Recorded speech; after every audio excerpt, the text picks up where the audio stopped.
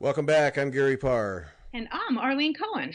And you're listening to the midweek version of Fiber Talk, that twice weekly podcast for people who take little slivers of steel and jam them into cloth. So thank you, Gary, for having me. And I have listened to your midweek shows enough, actually all your shows enough to know that when you introduce it like that, it's been a rough week in your world. This is not a fine art week, huh? No, I'm not feeling the fine art thing. No, no. We're hoping for that to come around in the second half of the week, but right now, no, I'm not feeling the fine art. No, little slivers of steel. That's yes. Oh, okay. Oh, I can make it more violent. You just give me a chance. It's usually the stabbing that I hear. So, Yes. Yeah, stabbing is important. Speaking of rough weeks, and I can only imagine, Christine not with us this week because if you've ever worked in corporations, particularly in a management position, summer sales weeks are something that you do not look forward to. And this week is summer sales meeting week for Christine. Mine was last week. And I work for a small company now, so it was just one day, and it was quite painless. But I've worked with the big companies where it's 3 or 4 days of these all days, and then dinners at night, and then get up and do it again. So, Christine is occupied with that, and I do not envy her. So thanks for filling in for Christine. Well, thank you for inviting me. I have always enjoyed having good conversation with you and talking about stitching. You know, what's better? So yeah, absolutely. Yep. Okay, so we have now, in my opinion, in the FlossTube world, and I don't watch a lot of FlossTube people. I have my select little group that I watch, and in the time that I have allotted, that's the people I watch. And you set the bar for me early on. You set the bar for looking around, under, and over projects as you talked about them. And to me, the signature move was looking between the upright of a scroll bar and the actual canvas. Yes. That was your signature move, and you are, in my opinion, still the queen of the look around, over, and under the project moves in a FlossTube video. So, you know, still the queen. But now I have to say that this week, Michelle Garrett has put a move on you that you're going to have to up the game. Okay, I haven't watched her from today yet, so. Well, I'm going to describe the move because it was impressive. Okay. Now, and the other thing is Michelle Garrett, which is her actual name, and then Bendy Stitchy, and which is her online stitching and then yoga, right? Yeah. Yeah, or at least her dream to do yoga. Yes. I've noticed recently others that she is quickly becoming Michelle Bendy. She goes by Michelle Bendy. I won't even say that's her Instagram, Michelle Bendy. And because there's a number of Michelles in FlossTube world, and sometimes you need to like identify who you're talking about, she goes by Michelle Bendy, or some people just call her Bendy. It's gotten down to Bendy. Okay. It has just gotten down to Bendy. But anyway, keep going. So she had the signature move now. And now she has an advantage over you and I in that she has these long, skinny arms. So in this week's thing, she took the right arm and framed her head by reaching up and over and framed her head with her arm, and then held the project on the left side over her shoulder. Okay. That was impressive because that has, from a photographic perspective, that has your thirds, your good composition on the screen. She really set that up, but then she went that step further. And you know how you'll often hold a piece of cloth behind your project so it will show better.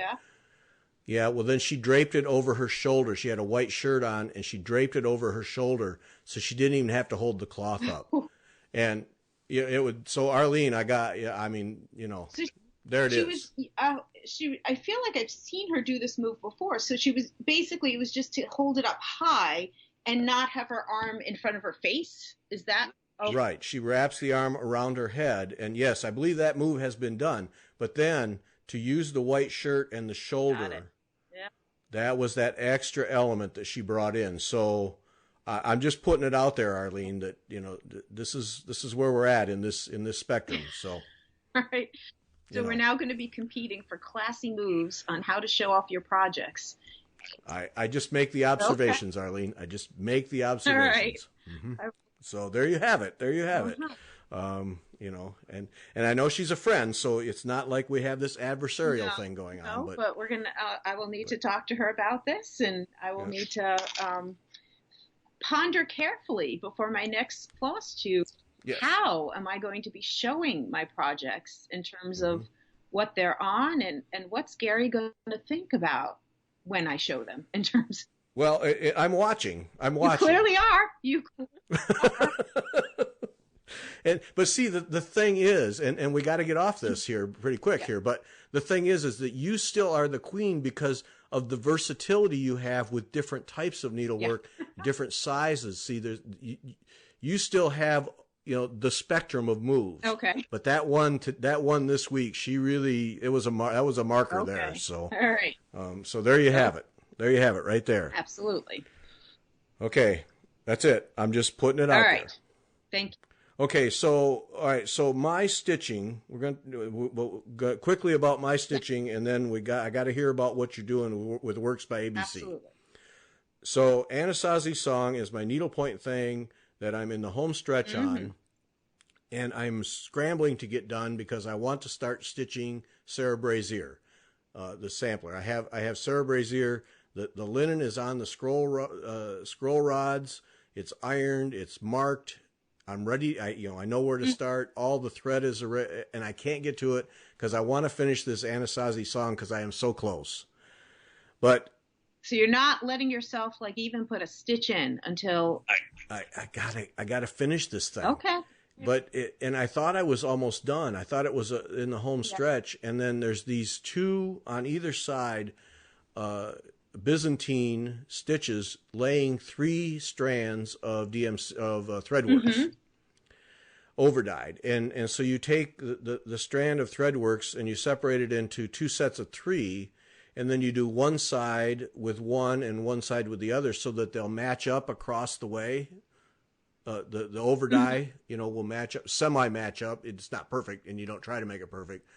And of course, laying a Byzantine zigzag, laying 3 strands, and I'm so picky, and I thought I'd never get done. Just this slow death march up the canvas.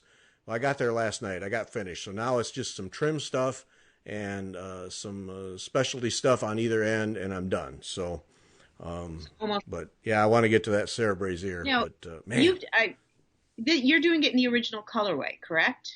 Okay. Yes, this one I am. Yes, because I'm looking at the picture on Carol Lake's website because I just wanted to because I know I've seen pictures of you working on this, and I love the composite stitches that are in it, and I love all the pieces that are a part of it.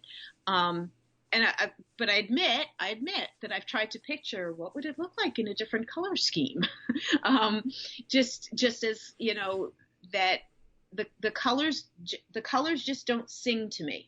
I'm putting that out there. Colors, we all have our different appreciation of colors. The stitches really appeal to me, like what's going on in that piece, like the variety of things that are going on in there. So in between the zigzags, there's stitching going on in between the zigzags, right? Yeah, it's a pearl silk that it's just angled over 3 or 4 just to fill those in, and then there's an edge that goes up the sides, and then it's based on a rug, so the ends are kind of a fringe look. Yep. But yeah, those get filled in, and now see this, and that's each other's taste. This color set appeals to me. You talked about that before. And I think it's Arabian Night is the overdye, the Karen collection overdye that's at the core of it. And Carol, all 3 of the song, spirit, and dance, I think it is, are all based on that. But I have the other 2 But I think the next one is going to be a blue setup. So will you use like a totally different, like not the Arabian Night, or will you use? Okay. Right. No, I'm going to go get an over dye that is, because blue's my favorite color. I can't help it. So I'm going to go get an over dye that has blues in it, and then I think build it from there, because I want to see the next one. I want to see what it would look like in blues, because I think, well, I mean, the design's terrific, and all three of them are, and I think it will work in any colorway, and so it's. But yeah, you'd enjoy it because it's a good challenge. It's a good challenge, but it's not an overwhelming challenge. I will say that it looks overwhelming, but it's really not. And yeah, you'd enjoy it because there's no boredom in this thing at all, other than the Byzantine slog up the sides. Oh man, I thought I'd never get done. But yeah, it's and they're not gigantic. It's not a gigantic piece. So, that was because what is the size? Like over, I see it's on 18 count canvas, but what's the approximate size? I think the stretcher bars are 10 by 14. Is that right? All right. Yeah, it's not big. It's not big at all. And the three of them framed side by each on a wall would be a real nice presentation. So, and that's the other thing is if I'm going to do it in blue and I want to put all three together, I'm going to have to be careful. You know, so they don't look disgusting next to each other. Well, no, but like on, again, I'm on her website. She's got the Spirit piece, Anastasi's Spirit, is definitely pulling up blue. And so is there blue within the Arabian Nights and she's just pulling the blue shades, or am I just not seeing it well? Yeah. There's some blue in there. Yeah. And she's pulling it out, but I think I want to find, I got to go to a store and see what other over dyes there are that would give me more of a blue though. Yep. Yeah. Absolutely. So, and then Krynic, I got to look at the Krynic too, because I want to play with it. Yeah. Well, that's what I love about, for lack of better words, complicated canvas work pieces where you have the chance to play with different types of threads, different combinations. And if you are lucky enough to be able to go to a store and be able to play with the threads and find, that combination that just works for you, that to me, that's the fun and the challenge. When I did a Threadles design. Curdy Biggs, yes. Curdy Biggs, with a totally my own choice of colorway kind of thing. I couldn't have done that if I had not been able to just sit in a store and pull threads and decide what would work for me. Just because I loved the design, I loved the stitches, I loved the overall layout, but the one piece that I needed to absolutely make my own was color. Right. And that's, it's just, and so that's what I love about some of these counted canvas work pieces, that you can, really change up to be, showing your own personality, your own choices, your own home decor, whatever it is that really appeals to you. So that will be. Yeah. Well, that Threadles one that you did, that Curdy Biggs one that you did, I think is a classic example of making a piece your own, because you changed the colorway, but then you also eliminated elements. Yes, that is true. And changed you changed it, but you didn't change it. And to me, the end result was absolutely stunning. And by taking away, and I thought that was an interesting approach, because most people don't think about taking away. And the combination of what you did with the color and that really, I thought, took I mean, I love her stuff. Her stuff is absolutely stunning, but you took it to a different level, and it was definitely your own piece, all based off of her design. And when people talk about changing what the original design was, that often pops in my head as a classic example of what can be done with just a little thought. And yeah, because you really did that one. That stood out for me as like, wow, applause, Arlene, nice work. Yeah, I know, like, because it really is. It goes against the grain to take out. Sure. Well, yeah, I get that. I did that with a Jean Hilton piece also, and which this was years ago. I remember finding somebody who was blog stitching it, and was just fascinated by it. And at the same time I was fascinated by it, was also thinking, there's parts of that just look too busy to me. And I mean, Jean Hilton is just such an amazing designer. And I felt like a sacrilegious that I would think something like that. And then some years later, there is a store that was able to purchase her copyright, or her, purchase her copyrights, who owns her copyrights now. And reprinted that particular design, Scott Lee, that's what it's called. So it's Jean Hilton Scott Lee, and you can now purchase it. It is in print. When I got it, I knew I would change the colors to some degree, but I also knew there were parts of it that just needed a little, I don't know, softening, for lack of better words. Yes, no, that definitely needs, if there's some part of a design for whatever it is that you're stitching that doesn't work for you, you need to absolutely consider all the possibilities, whether it's changing a thread, changing a color, adding in something, or subtracting something. Those are all the things that, you need to consider, whatever is going to make you happy stitching it, Yeah. That's what I believe.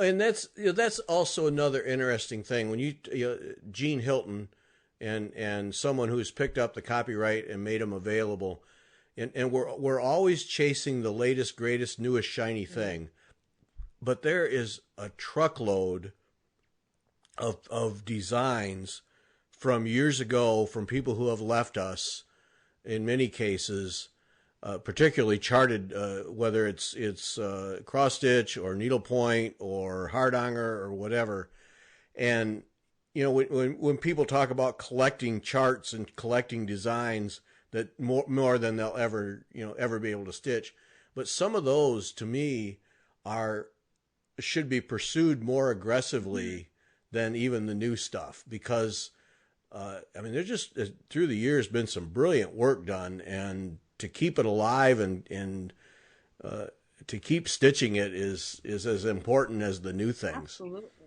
There's some beautiful things that Jane Wood has on Chili Hollow website. Does she have a website? Jane really? Wood? Yeah, I think you might be able to find one. I think so. I'll have to look that up. Yeah. Now I'm gonna have to find the name of the person, because before her talking about it, I was not a counted canvas work designer that I was familiar with. I have never seen in person any of Loretta Spears. There we go. The Loretta Spears Design Archive. I don't know if you've ever explored that part of. Wait, Loretta, spell that last name. Spears. Oh, okay. As in like a sphere that a knight in shining armor would like. Yes. I couldn't tell if you were saying sphere or spear. Okay, got it. And so if you ever, on the right-hand side of Jane's website, she's got, a box, and you click on that, and it takes you to a whole nother part of Jane's website where she's just, I don't know if I've got the wording right, but basically Jane acknowledges this woman was a master of counted canvas work designs, and Jane wanted to have one place where there was a collection of basically any information you could find about this woman, anyone who's ever stitched, and you could find pictures of any of her designs. I believe, if I've got this correct, that there are no designs for sale, and that her family, after she passed away, consciously said, nope, we're not going to sell the reproduction rights. This is it. They are not to be reproduced anymore.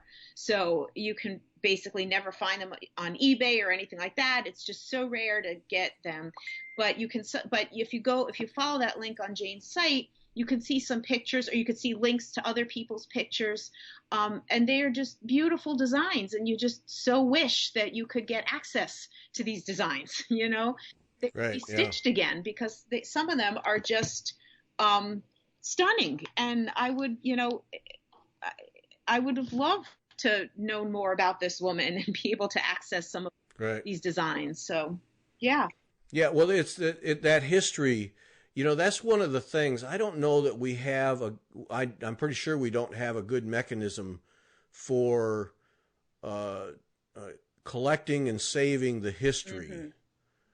Because you have people like Jane Wood who really have taken the time to put that together.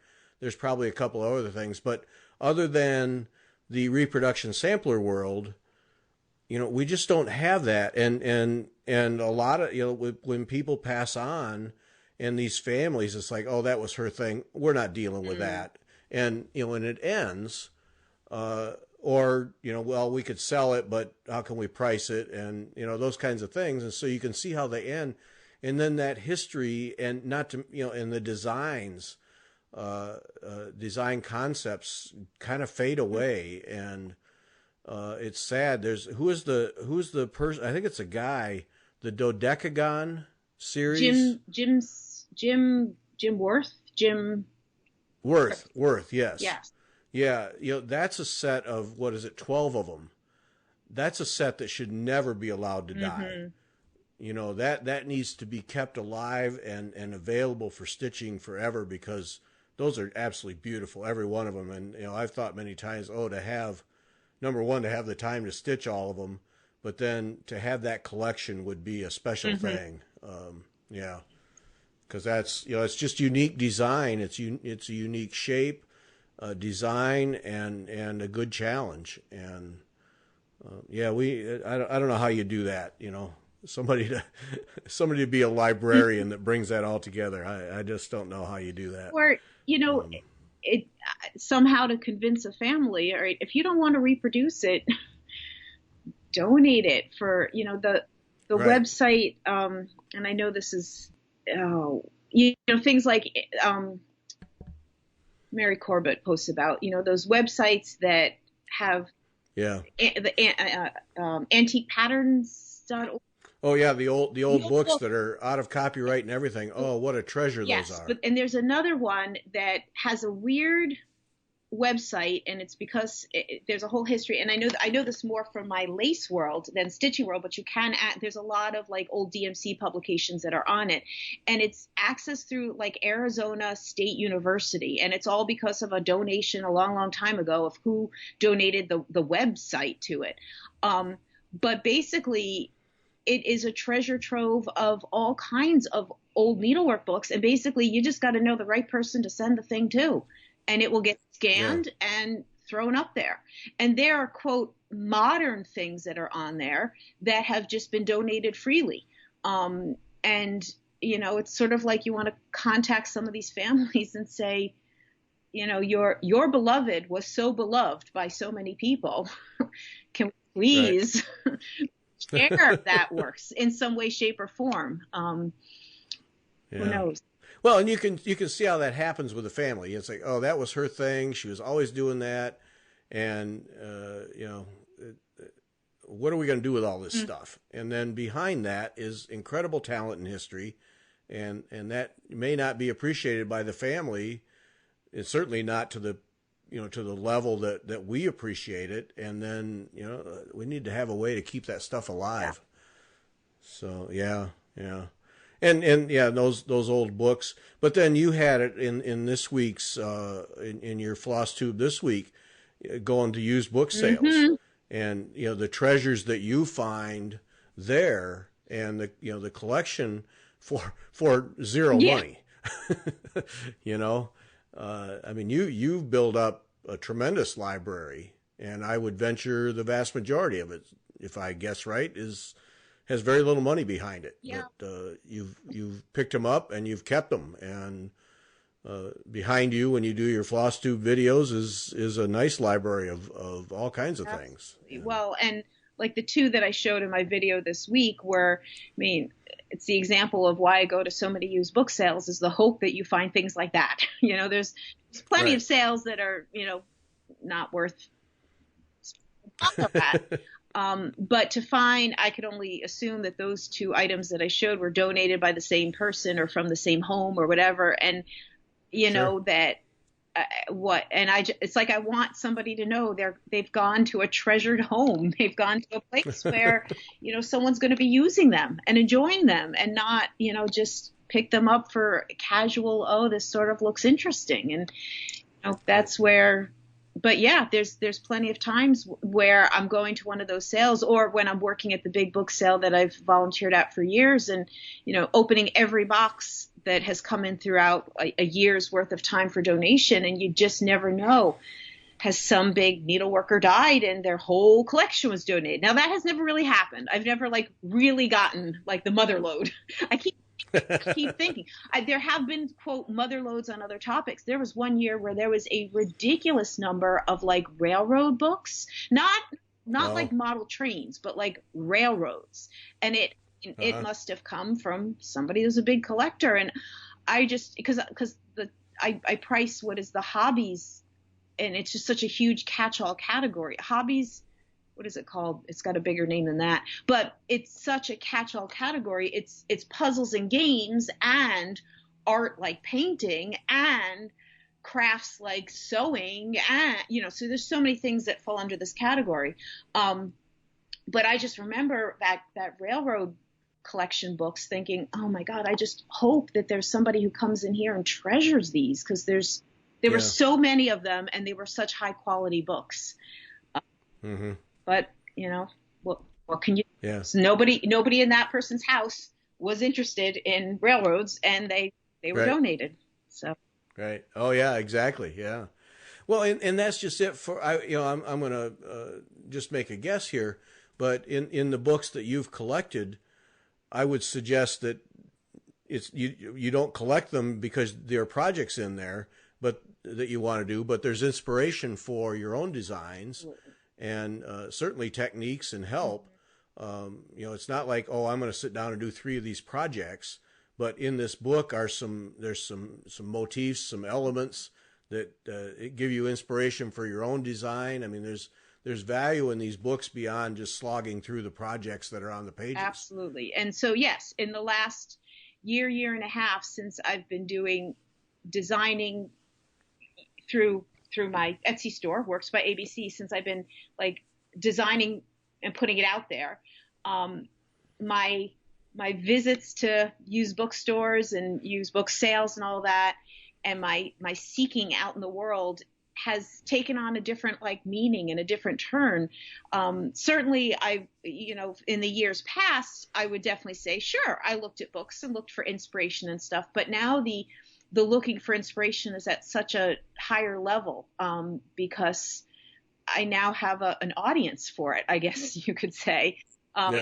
So yes, I came to the realization that I have collected a lot of books in this last year, such that I needed to get another bookshelf and do some reorganization I'm sitting up here now where I usually film my FlossTube videos, and been trying to work on some reorganization of my space up here, and just wanting to have all those recently acquired books in one location, just to, the idea of pull it out and what's inspiring from this particular book. What could I gain from flipping through these pages, whether it be a stitch or a stitch diagram or a motif or oh, this is interesting how this was done. Or more of the historical piece, that's something that I've always been interested in, and kind of the connection between needlework and history. And I'm not talking about the reproduction samplers in that world per se, but just how I could take something from a historical perspective and either interpret it in needle and thread, or make a connection with needle and thread, or somehow. And so some of the books that I have, are from that perspective. Anything that inspires me, I've kind of tried to give myself, and especially if it's at a used book sale for $1 or $2, I try to give myself permission to get it, Right. Well, that's just it, is you have those resources, but your investment has just been effort. Yes.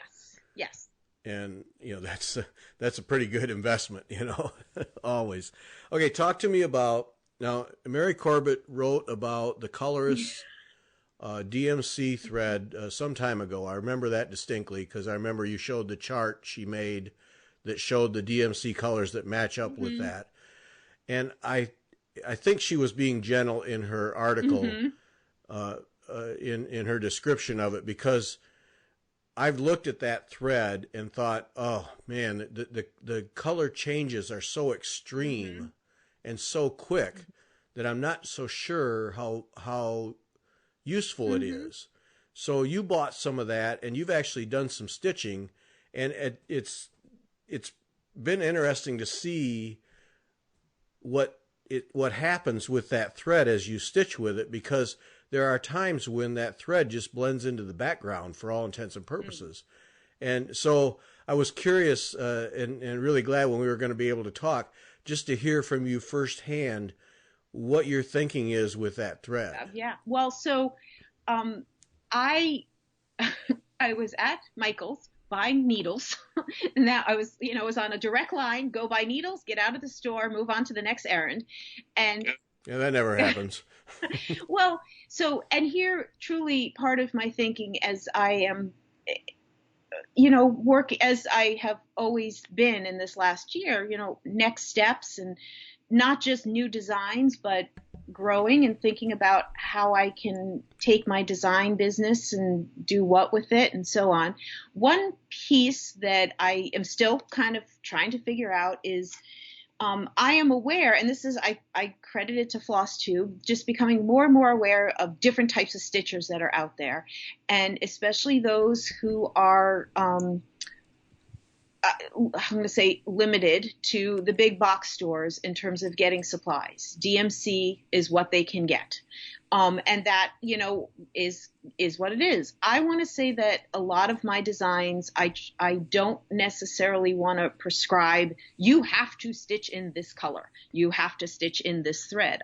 That's one of the things that many people have commented that they've liked about my designs, is that I don't, that I try to encourage, choose what works for you kind of thing. I was so sort of stopped in my tracks to see that Coloris, if that's how it's pronounced, thread at Michael's. I knew that Michael's had the color variations, and I know I've seen stitchers using that, and I actually have not stitched with that, but I think I could even remember Mary Corbett's, and you look that up, that was 2 years ago, it was June of 2016. So I'm going to say approximately when that thread first came out, or maybe approximately when it was first available in the US. My first thought is, DMC is getting into a new part of the overdyed thread world, because DMC variations had already been around. Some of the overdyed thread lines have, you would say the same color family and just various tones of it. And then you get other threads that are multicolored within one thread, like what's in Anastasi's song. Wouldn't you say that thread, would you say Arabian Nights? It has multiple colors in it, right?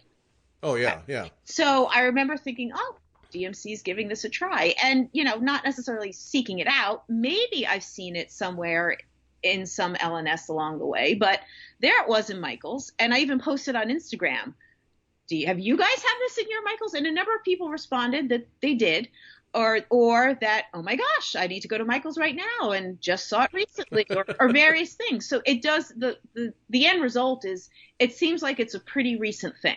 Okay, so I picked up, I picked up 4 that were just, appealing to my eye, the color families that appeal to me.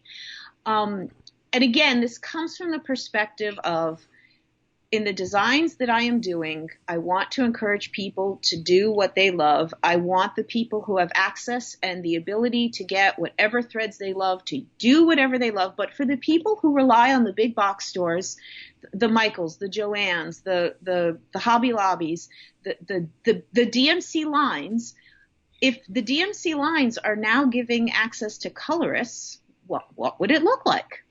And so one of the designs that I'm currently working on, I basically have it already charted out. I wasn't necessarily intending to have a model all stitched up. I mean, I think different designers have different ways of doing things. What has worked for me so far is I have stitched some of the designs that I have designed, but not all of them. I just haven't had models created for all of them. But I have this one design, and it's basically ready to go when I'm ready to release my next set of designs. And I thought, you know what? It's a small thing. I'm just going to go ahead and give this a try. So I started stitching using one of the Coloris threads. And, my first reaction to it was how quickly, when it switched from one color to the next, in comparison to other over-dyed threads that I used. I mean, it would literally be, I would, go down to finish an X with the purple.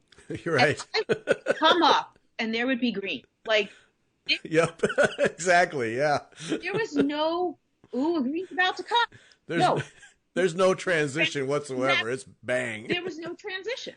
And that, of course, that's probably the factor of the way that they manufactured it. And of course, the immediate thing I then thought was, have I ever bought variations or have any variations in the house? I want, is DMC variations like this? Of course, it's making me question that. And it might be the next trip to Michael's that I'll need to pick up something of that.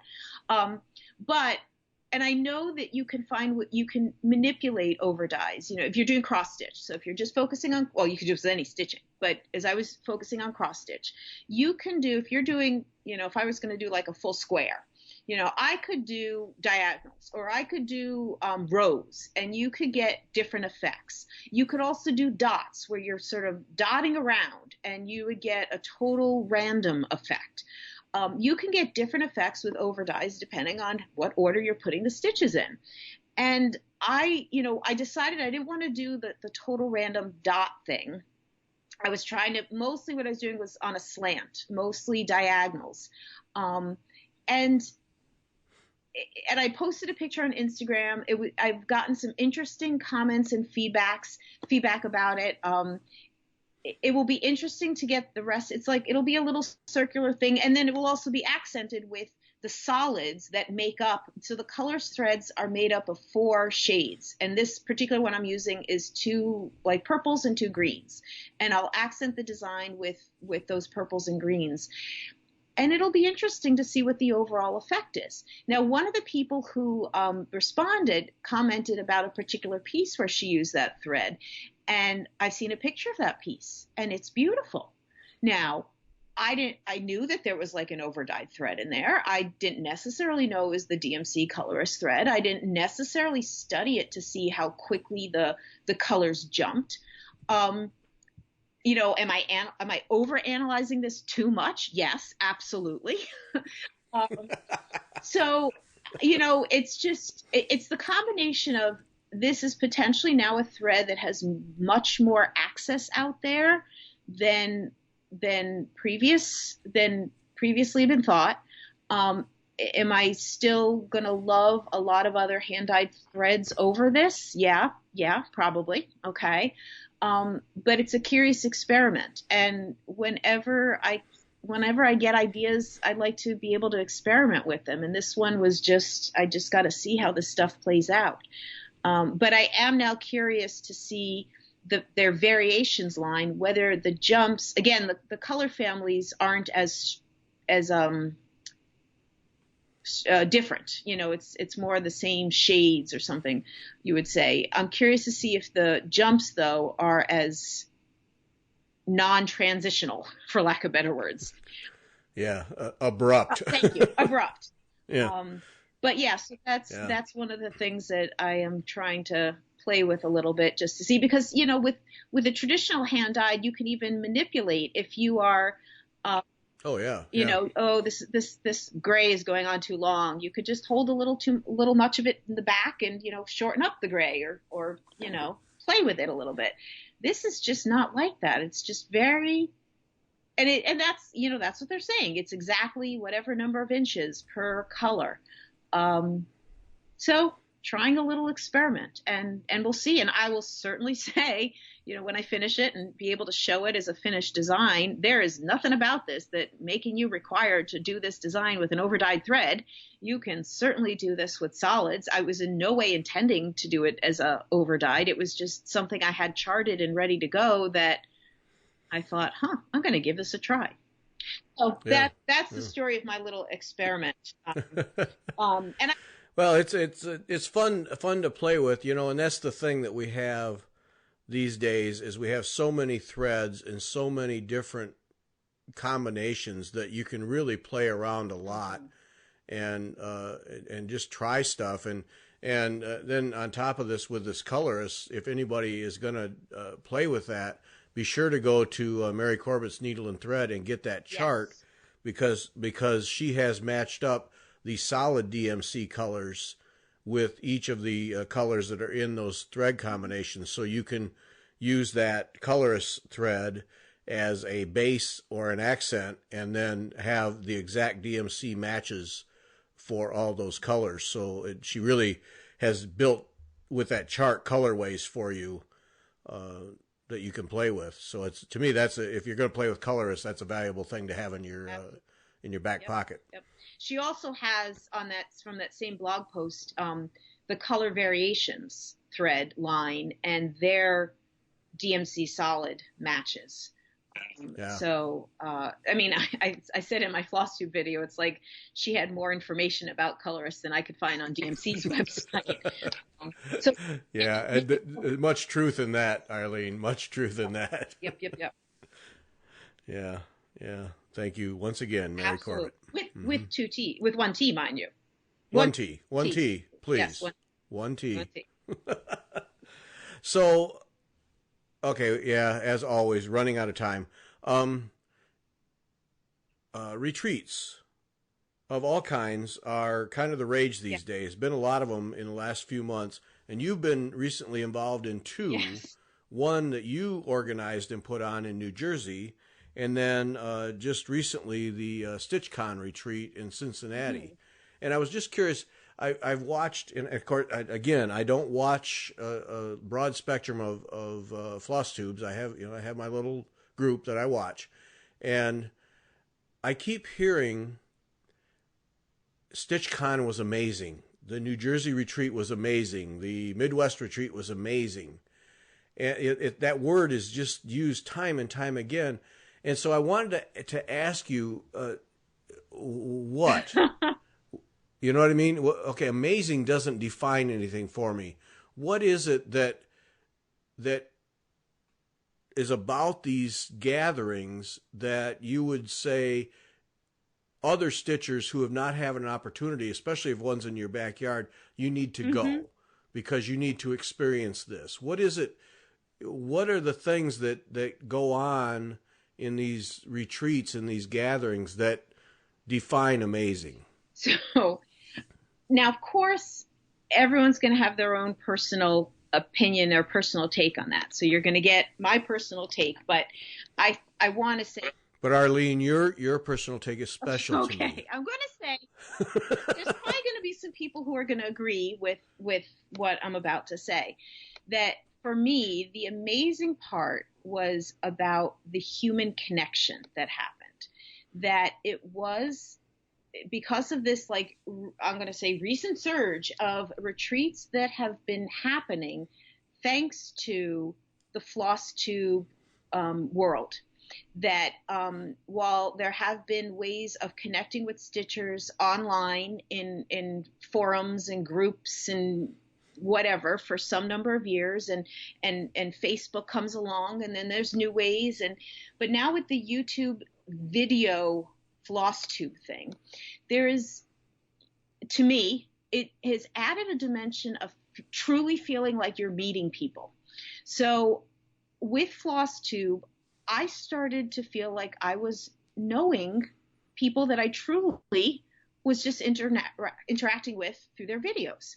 So this idea of getting together for a few days to stitch with others that I knew, but I had not met before, but I didn't feel like I didn't meet them before because it totally felt like I had met them before. Yeah. And that's a weird dynamic, isn't it? But you know what? I would not use the word weird. I mean, that's the thing. Is that it just? I mean, positively, it's weird because you know them, but you have not met them. Yeah, absolutely. And to put it out there back in the fall when there was the FlossTube Austin retreat going on, and I could see, because there were videos being posted and pictures being shared, and there was this person that I felt like I know, and this person that I felt like I know, but those people are in the same room together and they're stitching side by side, and they're like pointing to each other stitching and talking about whatever they were talking about. And I just thought, I want to be there with them.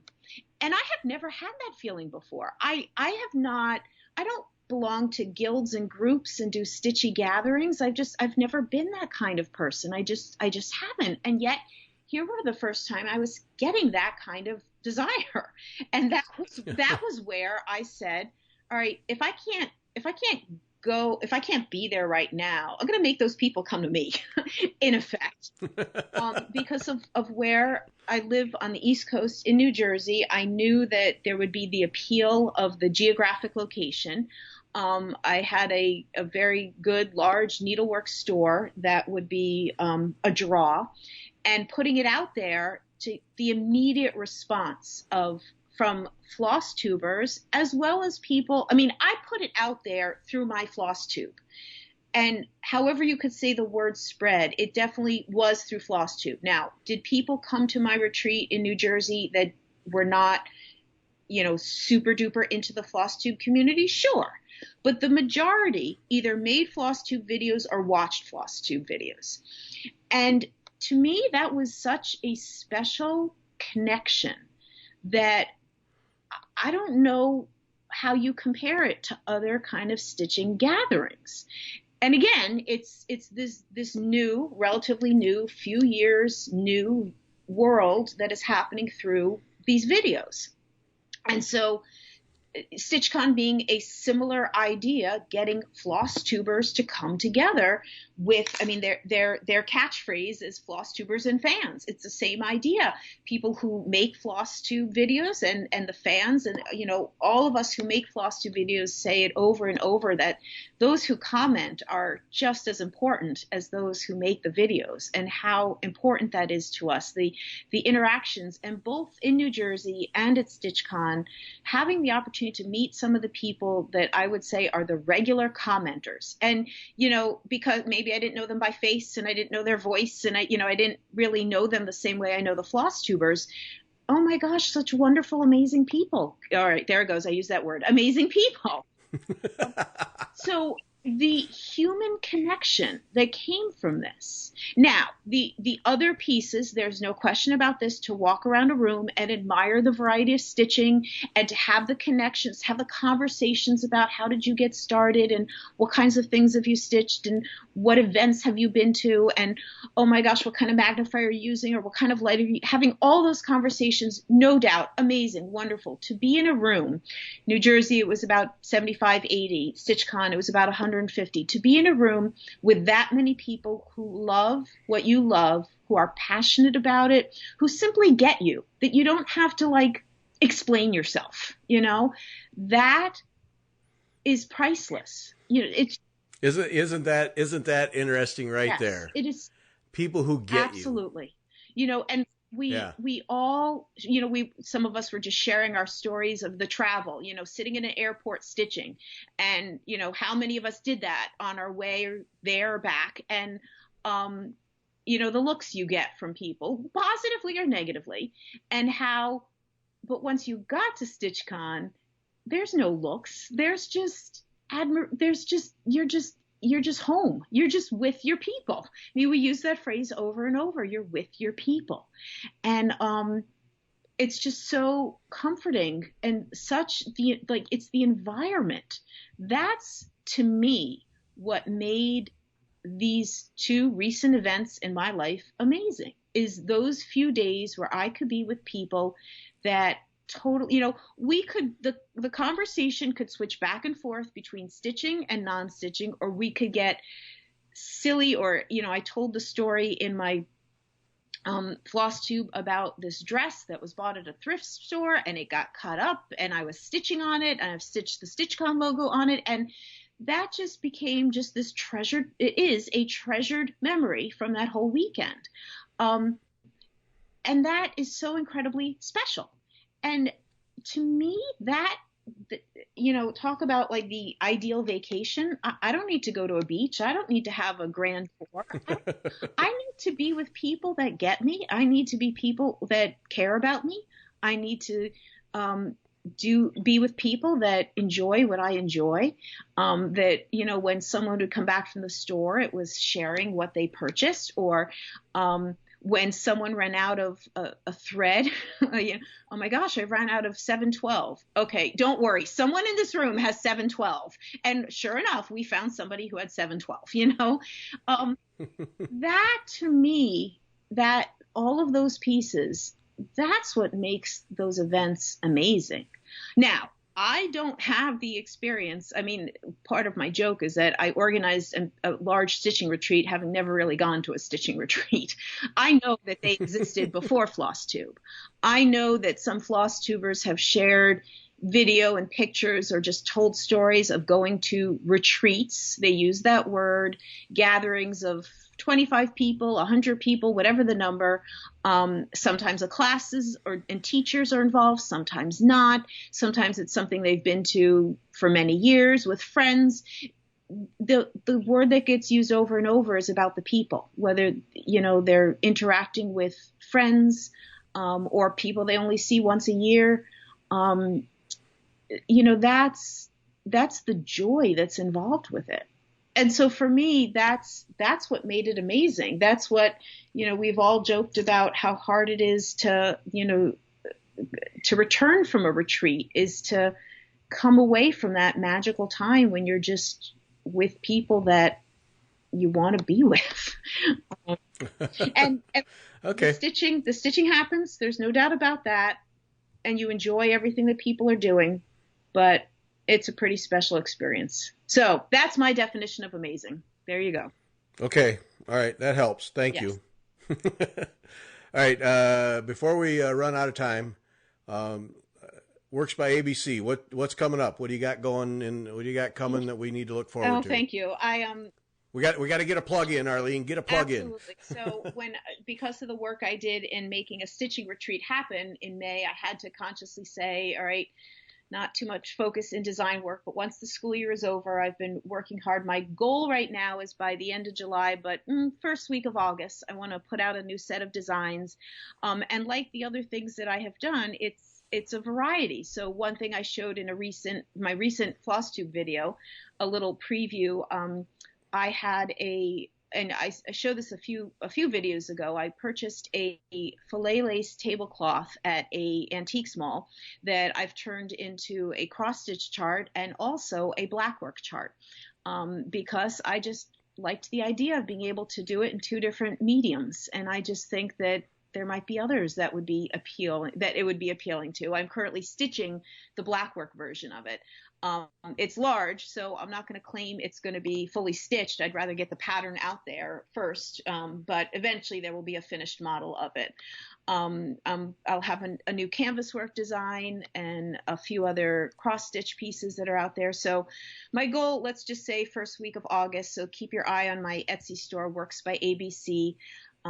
It's my joy and my love to be working on that part of my life. And I just have so appreciated the positive feedback that I've gotten from folks who've loved my designs. And so I'm going to keep doing it.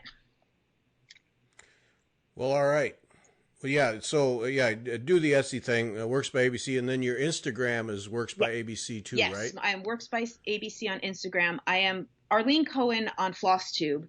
And the short version of that is, and I shared this at StitchCon, if you're going to start a FlossTube, make sure you know what you're doing on YouTube. and, and if you want to like start a fresh account, don't attach it to your personal email. Start a fresh account, because because I can't change my name, Arlene Cohen, on FlossTube without totally messing up my own personal email. So I'm just Arlene Cohen on FlossTube, but Works by ABC on Instagram. Yes. So you can also look on Instagram. I will post there of some progress updates of my stitching, as well as when new designs come out. And the stitching I'm doing now basically predominantly is all my new designs. It's just what I've been stitching. Absolutely. Yeah. Yeah. And I will just say, in your presence, because I say it everywhere else, by far my favorite FlossTube video is, watch Arlene's videos, because there's so many things that you see and hear and learn about in her videos. I highly recommend to everyone all the time. And if nothing else, bobbin lace, just watching her make lace is worth everything. So, that to me, that's the top one for me is Arlene's, because you really do an excellent job of explaining, showing, and a variety and background, and I just enjoy them every time. And on top of that, you can look around, over, and under projects like nobody. Yeah, so. Well, absolutely. I will. Quick question: when you start your Sarah Braizear, you're working on score rods on your Millennium frame? What do you? Right. And how big is your rod? How big is your frame? 36 inch. Rods, yeah, it's a big sucker. The linen is 30 by 30. Okay. And that's 40 count. And some people are doing 36 and 30 or 32 or whatever it is, and that's even bigger. But yeah, it's gigantic. And so you have 36 inch rods. Rods, yeah, and 30-inch linen across. Yes. Okay. Yeah. It's a lot. No, because I was just thinking. So this tablecloth blackwork thing that I'm working on, I was briefly contemplating buying like 30-inch rods, and I don't know if I will do it or if I'll stick with the Q-snaps. But I was thinking, man, if I got those 30-inch rods, boy, you would be impressed with me trying to poke around that. But we'll see. We'll see what you end up seeing in the next time I show it. So. Hey, get 36-inch rods, and I might even pay money to watch you look over, under, and around that. I might just pay money. Yeah. I'll keep that one in mind. All right. Yeah. Okay. All right. That's going to be it. Arlene, thanks so much for filling in for Christine. Really enjoyed it. Thank you for having me. I enjoyed it too. Anytime. Yep. And Sunday,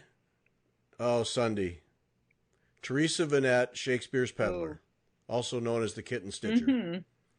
She and I talked for an hour plus. What a treat. Excellent. So that's Sunday, Theresa Venette. Don't want to miss that one. I'll tell you. I don't care what you stitch or how you stitch it. You want to listen in on that one. So that's a good one. All right, Arlene, that's it. Thanks so much. Thanks to everybody for listening. And Christine will be back with us next week. Take care.